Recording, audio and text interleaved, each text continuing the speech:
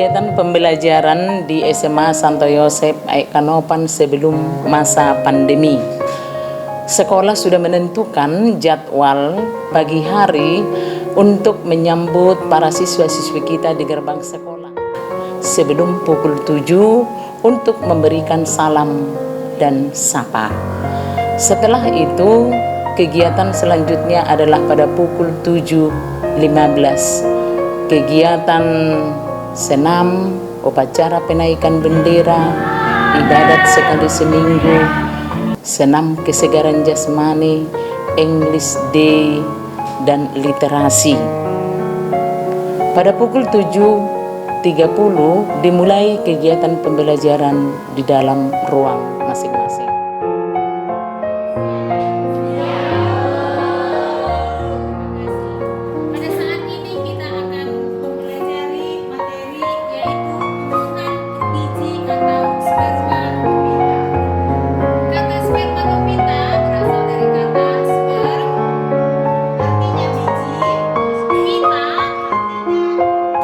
Demikian setiap hari dilakukan selama 8 jam pelajaran yang terdiri dari 45 menit pada setiap jam pelajaran.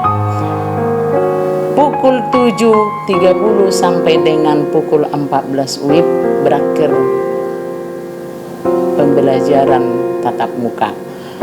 Pada pukul 15 WIB dilakukan kegiatan ekstrakurikuler sesuai dengan minat dan bakat siswa-siswi SMA Santo Yosef. Misalnya futsal,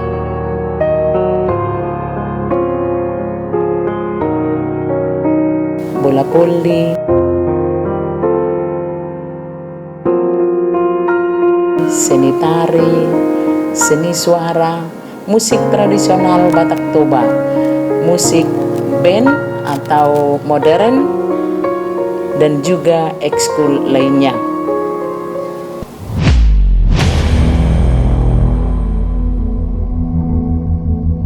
An unprecedented situation. This virus doesn't discriminate. It attacks everyone. I want every American to be prepared for the hard days that lie ahead. The coronavirus has changed life as we know it across America. But how did the first case of the deadly Chinese coronavirus making its way to the U.S. A Washington state man testing positive. Penambahan pasien COVID-19 yang meninggal di tanah air Rabu kemarin mencapai 1.004 orang. Salah satu wilayah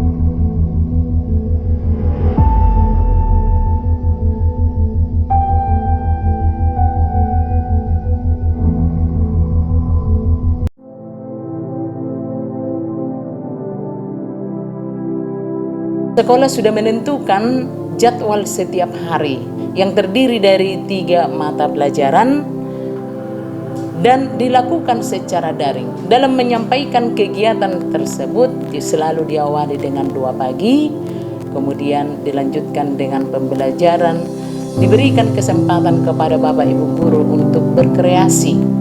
ada yang membuat melalui Zoom, ada juga yang membuat dengan menggunakan WhatsApp. Tetapi melalui Zoom banyak kendala yang dihadapi oleh para siswa kita, yaitu jaringan yang kurang memadai, khususnya di wilayah-wilayah pelosok. Dengan adanya itu, maka para guru juga harus memikirkan bagaimana supaya materi pembelajaran itu sampai kepada siswa, sehingga diupayakanlah dengan menggunakan WhatsApp tanpa menentukan pukul berapa tugas-tugas harus dikumpulkan, sehingga para siswa dapat melihat materi pembelajaran itu dalam setiap harinya, dan setiap guru mata pelajaran menentukan tugas-tugas tambahan kepada para siswa. Demikian berjalan beberapa bulan selama pandemi. Ternyata setelah dilihat lagi, pembelajaran ini kurang maksimal dinikmati oleh para siswa. Nah, maka kami dari pihak sekolah mengatur strategi lain, sehingga kami buatlah pembelajaran secara kelompok dengan membuat jarak rumah peserta didik yang berdekatan dalam satu kelompok. Kita bagi guru kita menjadi beberapa kelompok, yaitu 4 kelompok sesuai dengan wilayah masing-masing, dan satu hari itu terdiri dari 3 mata pelajaran di belajar kelompok. Banyak juga tantangan yang dihadapi para guru dalam menyampaikan materi tersebut di kelompok-kelompok, berhubungan dengan situasi perjalanan yang cukup jauh, sehingga para guru kita kadang-kadang jatuh bangun dalam perjalanan untuk menyampaikan materi itu, dan mereka bermalam. Jadi untuk satu kelompok itu pembelajaran dilakukan 2 hari. Demikian berturut-turut kami buat bergiliran dalam putaran 1 kali dalam 1 minggu. Setelah itu kami juga mengundang orang tua, bagaimana kepuasan orang tua dengan pembelajaran yang diberikan oleh pihak sekolah. Ternyata orang tua dengan melihat tindakan-tindakan yang dilakukan oleh sekolah dan juga sambutan dari para anak didik SMA Santo Yosef, sehingga orang tua juga harus mengusul kepada pihak sekolah diadakan tatap muka. Sementara dari pemerintah belum mengizinkan untuk melaksanakan pembelajaran tatap muka. Maka kami dari pihak sekolah, karena kebetulan siswa-siswi kita ini secara umum sekitar 70% itu tinggal di asrama Santo Albertus, dan 20% itu adalah kos di luar sekolah kita, 10% adalah siswa lingkungan sekolah. Maka kami buat belajar tatap muka secara bergelombang, dan khusus juga kami adakan pembelajaran di asrama. Maka pembelajaran itu dilaksanakan secara bergelombang, dan seiring dengan waktu terjadi perubahan-perubahan. Kami melengkapi fasilitas di sekolah ini, yaitu dengan melengkapi tempat cuci tangan, ada 8, kemudian termogan, menyediakan masker. Siapa tahu ada siswa-siswi kita yang tidak menggunakan masker, kita sediakan di sekolah. Nah, sekarang kita sudah memasuki masa pembelajaran tatap muka 100%. Berhubungan dengan level dari Labura sudah masuk kepada level B. Maka untuk saat ini SMA Santo Yosef sudah 100%, tetapi pagi hari tetap kami laksanakan jadwal mengadakan memberi salam kepada anak-anak pagi-pagi, sekaligus melihat bagaimana siswa menggunakan masker, cuci tangan untuk memasuki lingkungan sekolah. 7.15 sudah dimulai kegiatan sekolah, 7.30 dimulai dengan pembelajaran tatap muka. Dan untuk bulan April sudah dilaksanakan kegiatan ekstrakurikuler. Demikian pembelajaran tatap muka dilaksanakan selama pandemi. Terima kasih.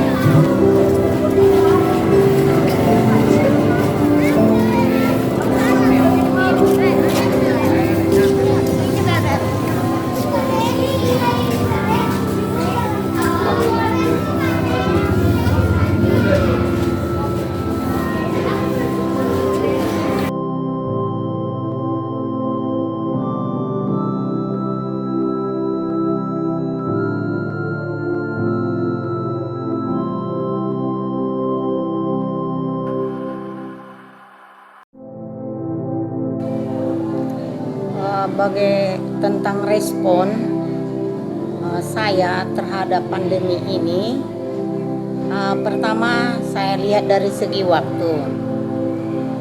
Saya banyak kali menggunakan waktu untuk pagi hari maupun siang hari.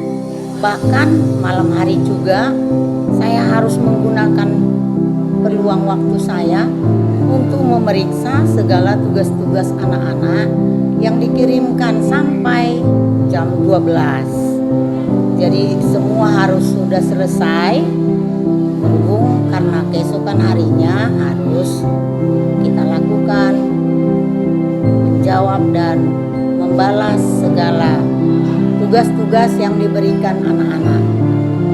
Dari segi tenaga, di masa pandemi ini banyak peluang yang saya gunakan dan saya berikan pemikiran saya dalam mencari metode atau cara apa yang harus saya lakukan supaya anak-anak bisa belajar dengan baik dan bisa mengikuti pembelajaran dengan baik.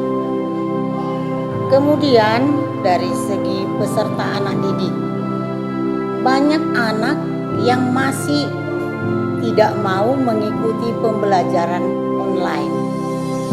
Bahkan kadang alasan mereka adalah bekerja, karena di masa pandemi itu banyak sekali ekonomi yang mengalami kesulitan. Jadi mereka dengan terpaksa harus bekerja memenuhi kebutuhan mereka. Kemudian dari segi orang tua banyak juga mendukung anaknya untuk bekerja, membantu orang tua. Tadi dikarenakan memang pada saat masa pandemi ekonomi yang begitu melemah, sehingga ada dan banyak keluarga peserta didik yang kurang mampu, yang akhirnya mereka dengan terpaksa untuk bekerja. Jadi berdasarkan masalah tersebut, maka kesimpulan datang dari sekolah menyatakan bahwa diambil kebijakan untuk belajar berkelompok dengan mengunjungi rumah-rumah peserta didik ke kampung-kampung atau ke daerah-daerah kediaman mereka. Itulah kesimpulan dari sekolah. Tapi tantangannya bagi saya sebagai guru yang tua, tantangannya cukup banyak. Yang pertama dari segi fisik. Saya karena sudah berumur, sulit sekali untuk berjalan sampai ke kampung-kampung. Kebetulan karena arah kampung peserta didik ini banyak jalannya yang rusak, berlobang, bahkan kadang-kadang banjir akibat cuaca yang tidak bersahabat dengan kita. Sehingga bagi saya secara fisik kadang-kadang saya mengalami kesehatan yang terganggu. Kemudian dari segi teknologi, kalau dari segi teknologi karena saya dulunya tamatan tahun 90, maka bagi saya sangat sulit menyesuaikan diri saya dengan teknologi yang canggih ini. Tapi saya terpaksa harus belajar keras dan mencoba mencari solusi bagaimana untuk mempelajari segala IT yang digunakan di saat pembelajaran. Untuk itulah maka berdasarkan kedua kendala tersebut di masa pandemi, itulah yang saya hadapi dan saya alami. Pengalaman saya dalam proses pembelajaran selama masa COVID-19 sangat melelahkan dan terkesan amburadul. Kenapa saya katakan seperti itu? Karena pembelajaran harus dilaksanakan secara daring atau dalam jaringan, dan juga pembelajaran kurikulumnya tidak tercapai dengan baik. Kekurangsiapan guru dan siswa menerima perubahan yang diakibatkan oleh COVID-19 itulah yang menimbulkan banyak masalah dalam kehidupan masyarakat dan tidak ketinggalan juga dalam proses pembelajaran di sekolah. Seperti yang tadinya pembelajaran dilaksanakan secara tatap muka di ruang belajar, karena dengan adanya COVID-19 terpaksa harus dilaksanakan lewat dalam jaringan atau dengan cara daring, yang mana metode daring ini, kurikulum atau materi pembelajaran tidak dapat berjalan dengan baik diakibatkan kekurangmampuan guru dan siswa menguasai IT yang berhubungan dengan metode pembelajaran.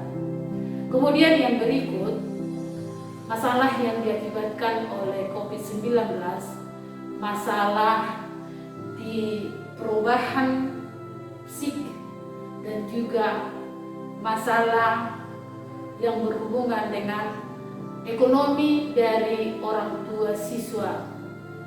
Dengan pembelajaran secara daring, orang tua dari siswa-siswi terpaksa harus membeli HP Android dan juga membeli kuota internet yang terkesan sangat mahal.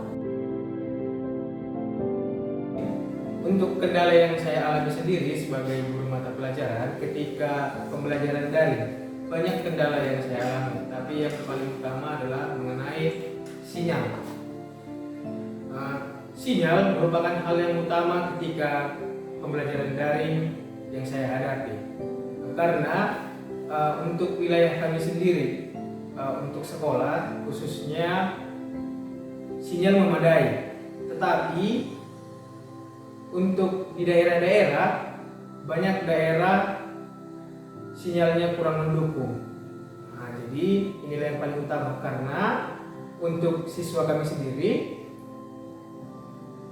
itu dominan dari daerah-daerah, bukan dari wilayah kami sendiri. Kemudian juga, walaupun sudah sinyal memadai, banyak lagi kendala yang kita alami. Contohnya seperti listrik, apabila mati listrik, sinyal juga tidak mendukung.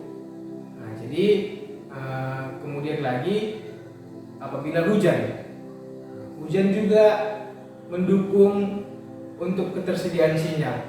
Kalau hujan di daerah, tentu saja ini menghalangi proses pembelajaran daring.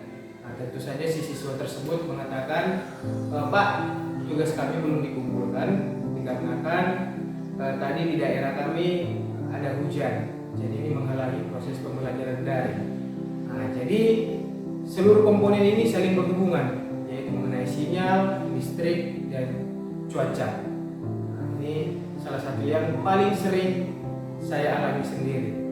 Kemudian yang kedua, untuk kendalanya adalah mengenai ketersediaan handphone. Nah, jujur saja untuk siswa kami di sini rata-rata ada yang tidak mempunyai handphone juga. Ya, walaupun di era sekarang ini handphone itu wajib dimiliki oleh seorang siswa ketika di pembelajaran daring. Tapi untuk khusus sekolah kami sendiri ada beberapa siswa yang tidak memiliki handphone. Jadi ini juga menghalangi atau memperlambat proses pembelajaran. Nah, untuk pengiriman tugasnya atau pembelajaran daringnya pasti harus mungkin bisa saja meminjam HP orang tua, HP tetangga, ataupun HP temannya sendiri. Itu kendala yang kedua. Yang berikutnya lagi atau yang ketiga, kendalanya adalah mengenai gaptek atau gagap teknologi. Nah, jujur saja juga ini merupakan kendala yang tidak begitu serius, tapi ada di beberapa siswa ada yang tidak bisa dikatakan tidak cakap menggunakan handphone. Nah, jadi bahkan mereka takut memegang handphone. Ada juga yang seperti itu. Nah, ini ada yang pernah saya alami seperti ini. Jadi ketika saya tanya dalam pengiriman tugas atau ketika pembelajaran daring, kenapa tidak mengikuti pembelajaran daring, yaitu dikarenakan tidak bisa menggunakan handphone. Itu dia kendala yang ketiga. Yang terakhir, ini merupakan kendala yang sering saya alami, yaitu dari kemauan siswa juga sendiri. Nah, ini yang paling penting, yaitu kemauan siswanya. Nah, jadi kalau misalnya apalagi di daerah kami sendiri, banyak atau mayoritas mereka itu adalah mata pencarian atau orang tuanya sebagai petani. Jadi yang saya alami rata-rata orang tuanya lebih setuju anaknya untuk bekerja di sawah ataupun bekerja yang bisa menghasilkan uang ketika pembelajaran daring. Jadi ketika saya tanya kenapa kamu tidak ikut pembelajaran daring, alasannya disuruh orang tua kerja. Jadi saya tanya orang tuanya juga,